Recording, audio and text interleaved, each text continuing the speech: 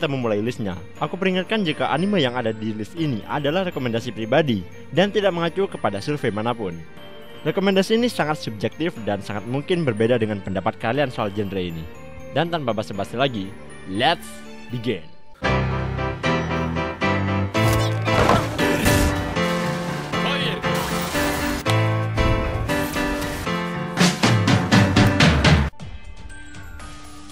Sepertinya seri militer tidak akan lengkap tanpa adanya seri yang satu ini. Kombinasi antara gadis moe dengan tema militer.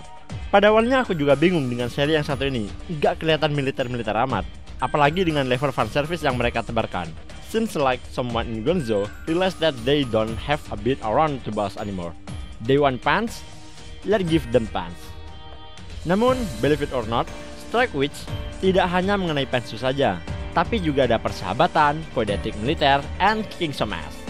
Menggunakan propeller di kaki terlihat kurang aman, tapi justru itulah yang membuat seri ini menarik. Cute girls, fighting alien with gun and World War II planes, sing me up. Kalau Strike Witch merupakan sebuah seri yang menggunakan teknologi Perang Dunia Kedua di dunia alternatif, High Fury menggunakan teknologi yang sama, namun di dunia yang jauh lebih modern.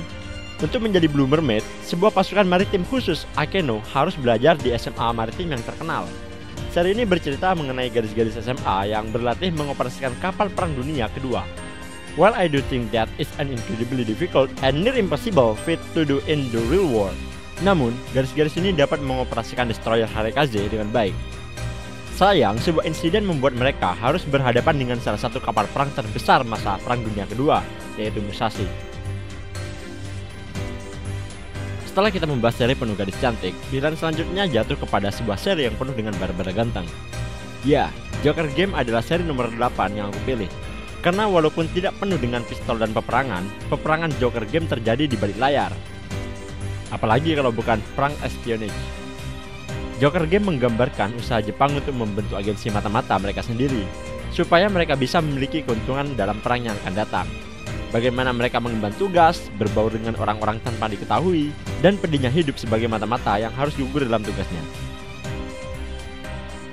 Gak bisa disangkal kalau dibilang kalian tertarik dengan dunia angkatan laut Jepang karena sebuah seri yang bernamakan Call.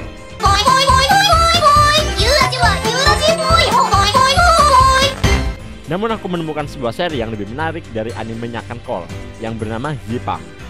Yes, they do have a lot of men on board. In fact, all of them were men. But damn, it's really good. Zippang bercerita mengenai kapal destroyer modern Jepang Mirai yang secara magis terlempar ke era Perang Dunia Kedua. Dengan kekuatan satu buah destroyer tersebut, secara teori mereka bisa saja langsung memenangkan Perang Dunia Kedua untuk Jepang.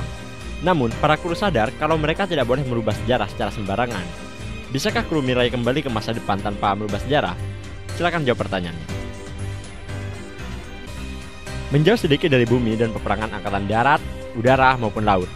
Sekarang kita pindah ke medan perang yang lebih luas. Di nomor 6 ada sebuah seri lawas yang berjudul Ginga Eiyu Densetsu, atau yang lebih dikenal dengan judul Inggrisnya Legend of the Galactic Generation of Mirable. Sorry, maksudku Legend of Galactic Heroes, yang menceritakan akhir dari perseteruan 150 tahun antara Galactic Empire dan Free Planet Alliance di tangan generasi baru. Oh fuck, dia masuk ke dalam zone. Seri ini juga baru saja mendapatkan adaptasi baru yang tayang di musim semi 2018 lalu, dan sudah ada 3 movie ngantri untuk ditayangkan. Seri ini tayang cukup panjang, yaitu 110 episode di seri awalnya. Namun semuanya tayang dengan kualitas yang stabil dan terjaga. Some people even name it an even better Star Wars that put George Lucas work to shame. Kalau berbicara mengenai anime militer, sepertinya tidak bisa lepas dari judul yang satu ini. Judul ini bahkan sempat tayang di Indonesia dulu banget, yaitu Full Metal Panic.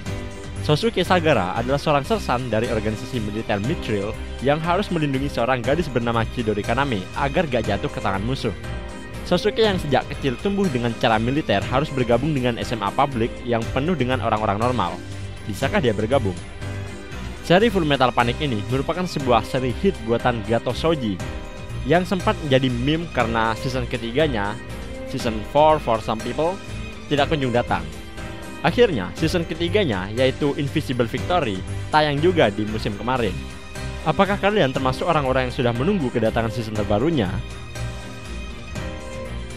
Bisa dibilang, Girls and Panzer ini sangat mirip dengan seri Strike Witch. Namun, satu hal yang berbeda adalah atmosfer di sekitar serinya. Girls and Panzer lebih santai karena mengambil tempat di era modern dan di hari-hari sekolah. Bisa dibilang, Garupan adalah sebuah perpaduan sempurna antara High Fury dan Strike Witch, tanpa tekanan peperangan yang ditemui di kedua seri tersebut. Garupan sangat cocok buat kamu yang mencari seri yang cukup ringan dan bisa ditonton tanpa banyak berpikir, tapi masih ingin melihat strategi perang yang mumpuni, serta entah kenapa membangkitkan semangat ingin menyoraki garis-garis tersebut. Sesuatu yang belum aku temukan di High Fury ataupun Strike Witch, but it probably ends up being a matter of taste. Girls and Panzer sempat delay sampai 2 kali untuk serinya. Movie-nya juga sempat di-delay ke bulan November 2015. Namun tidak mengaburkan fakta kalau seri ini telah menelurkan. Kok telur sih? Menghasilkan banyak OVA dan sebuah movie yang cukup sukses.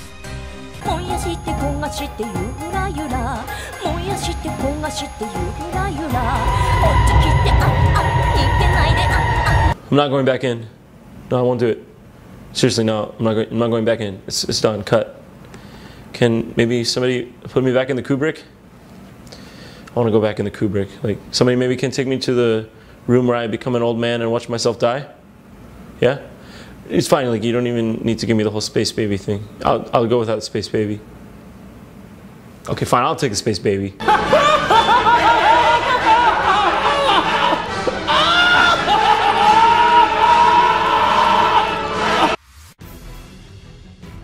Kalau kalian adalah orang yang suka dengan militer dari segala macam era dan segala macam dunia, kalian pasti suka dengan seri yang satu ini. Seri ini bercerita saat Yauji Itami, seorang anggota JSDF yang juga otaku, sedang bersiap untuk pergi ke Doujin Market. Namun, tiba-tiba sebuah gerbang terbuka dan keluar monster serta makhluk-makhluk magis lainnya. 3 bulan setelah kejadian tersebut, JSDF dikirim masuk ke dalam gate tersebut untuk menyelidiki fenomena apa yang sedang mereka hadapi. Seri ini adalah salah satu seri yang sangat digemari oleh para otaku. Tidak hanya karena ada unsur isekai dan militernya, tapi juga peperangannya yang seru. There's something magical about destroying tens of thousands of middle-aged troops with few tanks and dozens of explosives. Sepintas, Code Geass sepertinya memang bukan seperti acara militer. Di atas tema militernya masih ada tema fantasi karena kekuatan Geass itu terlalu overpower. Namun, bukan berarti unsur militernya lemah. Malah, unsur militernya sangat kental. Untuk melawan kerajaan Britania yang sudah berkuasa, Lulu harus bisa mengumpulkan kekuatan militer dari berbagai tempat dan berbagai negara. Tidak hanya peperangan strategi, peperangan politik pun terjadi. Bagiku, Code Geass bisa menangkap perhatian banyak orang, mulai dari orang-orang yang suka dengan unsur militer, mereka yang suka dengan unsur supranatural, mereka yang senang dengan drama, mereka yang suka dengan mecha, dan masih banyak lagi. Hal ini membuat aku merasa kalau Code Geass adalah the anime to recommend to anyone. Technically, semua seri Gundam bisa saja masuk ke dalam daftar ini, dan aku cukup yakin semua seri Gundam memiliki tema militer. Well, selain seri Build Fighter or Divers yang lebih menekankan ke penjualan mecha dan waifunya. Namun, seri MS Team memiliki rasa yang berbeda bila dibandingkan seri-seri Gundam yang lain. Seri Gundam lain mengedepankan kekuatan MS mereka serta kepiawaian dari para pilotnya untuk bertarung dan melawan musuh. Kebetulan, mereka semua dibekali Gundam terbaru dan juga pilot-pilot terbaik. Tapi, Shiro Amada bukanlah pilot terbaik. Dia juga tidak dibekali dengan Gundam termutakhir. Dia hanya prajurit biasa yang dibekali dengan Gundam yang kemampuannya tidak lebih baik daripada unit mass produce lain. MS Team lebih mengedepankan strategi-strategi untuk bertarung di medan perang dibandingkan muncul mencolok bak malaikat dan menghancurkan banyak unit musuh sekali tembak. Mereka lebih memilih strategi yang lebih konservatif dan real dibandingkan seri Gundam lain.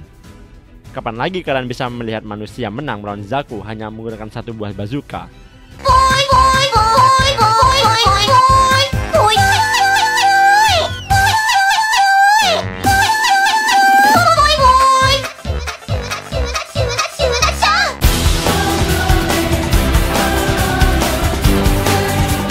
Di luar seri-seri di atas, ada juga seri-seri lain yang pantas untuk disebutkan. Di antaranya adalah seri Macross.